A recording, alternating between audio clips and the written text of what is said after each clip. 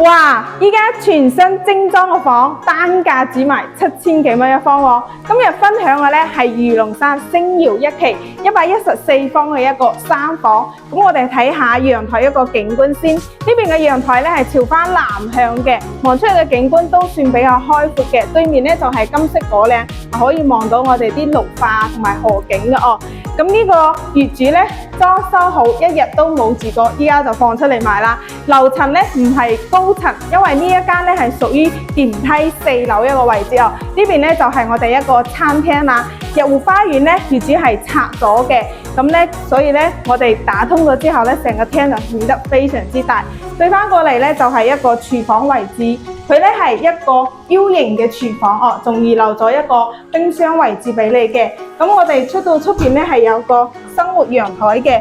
咁呢個生活陽台咧，咁望翻出個景觀咧就係星耀一期啲園林景觀嚟嘅。生活陽台到時用嚟晾衫咧就比較方便啦。咁我哋再入休息區入邊睇下，咁入邊咧一共有3個房間、2個洗手間嘅哦。咁首先見到嘅咧就係我哋一個乾濕分離嘅洗手間啦，3件套都安排到位。第一間咧係一間比較細間嘅客房，大概咧都有8個平方嘅。咁飄窗呢啲全部都係送俾你。第二間客房咧就會比較大啦，可以擺翻1.5米嘅床都冇問題。咁最後咧就係我哋一個主人房一個套間，主人房個洗手間都比嗰個公共洗手間仲要大少少嘅。